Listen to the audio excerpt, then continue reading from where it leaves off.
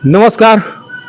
5 साल तक सासाराम प्रखंड प्रमुख के पद को सुशोभित करने वाली रामकुमारी देवी राजनीतिक रूप से आज एक नए परिवार का सदस्य हो चुकी हैं।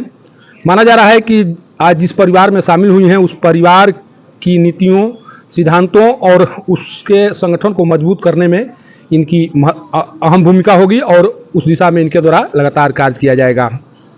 आज जब इनके द्वारा भाजपा की सदस्यता ग्रहण की जा रही थी, उस दौरान जिस तरह का दृश्य था, उस दृश्य को देखकर सभी लोग आश्चर्यचकित थे। उन्हें लग रहा था कि आज इनका सदस्यता उस कार्यक्रम में ग्रहण कराने का कार्य चल रहा है, जिसको लेकर बहुत कम लोग इस अवसर को प्राप्त कर पाते हैं।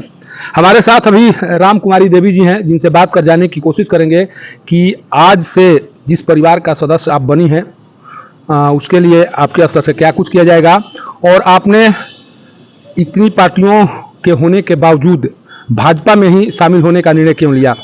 सबसे पहले तो आज जिस परिवार का सदस्य बनी है उसके लिए मेरे चैनल की ओर से बहुत बहुत बधाई।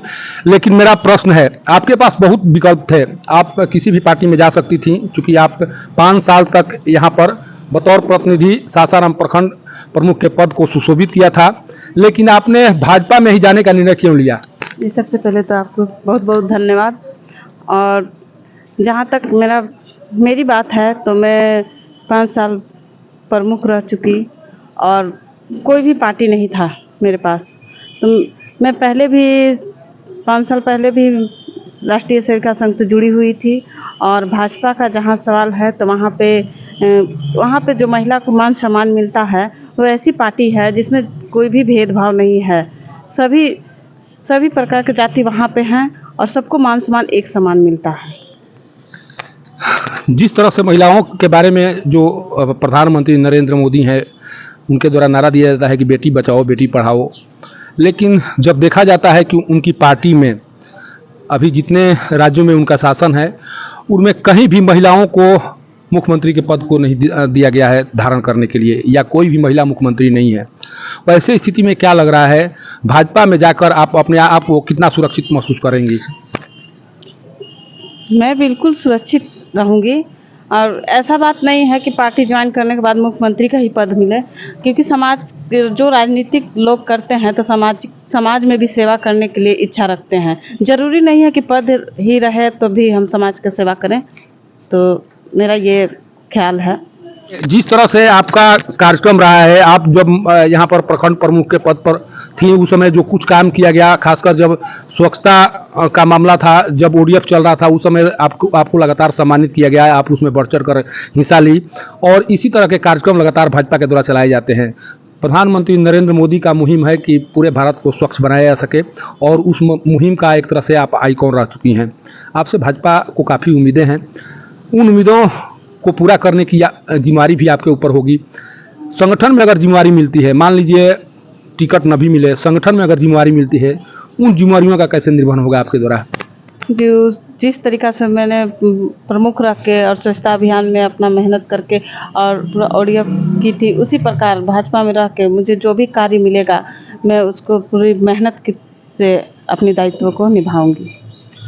प्रधानमंत्री नरेंद्र मोदी करीब 9 साल से भारत का प्रतिनिधित्व कर रहे हैं प्रधानमंत्री के तौर पर। वो हर कार्यक्रम को संचालित कर रहे हैं जिस कार्यक्रम को जनता के लिए जरूरी है। प्रधानमंत्री के द्वारा अभी जो भी कार्यक्रम संचालित किए गए हैं, उन कार्यक्रमों में आपको सबसे बेहतर कौन लगता है? क्या लगता है कि महिलाओं के लिए कौन सा ऐसा काम प्रधानमंत्री का स्तर से किया गया जिससे महिलाओं को सशक्त बनाने में मदद मिली हो?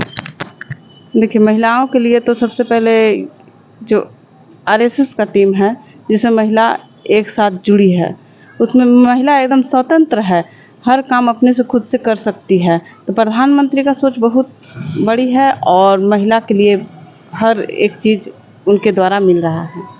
आज कैसा महसूस कर रही थी, जिस तरह से भीड़, जहां पर आपको सदस्यता ग्रहण कराया जा रहा था, वहां पर जिस तरह का नज़ारा था, आपको लगता था कि आपको जब सदस्य बनाया जाएगा उस दौरान इस तरह के कार्यक्रम आयोजित किए जाएंगे?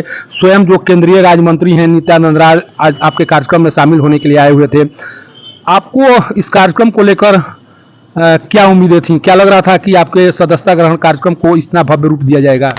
जी बिल्कुल, मुझे बहुत उम्मीद थी क्योंकि मेरे सर पर नित्यानंद जी का हाथ था और हमारे पिता तुल्य विधान परिषद सदस्य संतोष सिंह जी और हमारी बड़ी बहन निवेदिका सिंह जी, इन सभी लोग ऐसे ऐसे दिग्गज थे जो मेरे सर पर उनका आशीर्वाद था।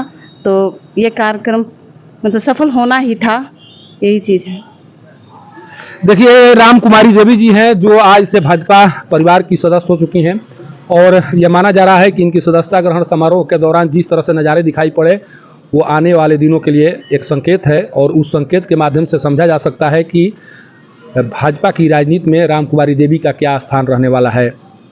आज नित्यानंद राय जो केंद्रीय गृह राज्य मंत्री हैं वो स्वयं इनकी सदस्यता ग्रहण समारोह में पहुंचे हुए थे और जो नज़ारा सत्यम पैलेस में दिखाई पड़ रहा था उससे साफ लग रहा था कि पार्टी इनको कोई बड़ी जिम्मेदारी दे सकती है। कारण कि कम ही ऐसे अवसर होते हैं जब किसी को सदस्यता ग्रहण कराने के दौरान कोई केंद्रीय मंत्री, कोई एमएलसी या कोई उस तरह के प्रतिनिधि वहाँ पर मौजूद रहते हैं, जैसा कि नज़ारा आज दिखाई पड़ा।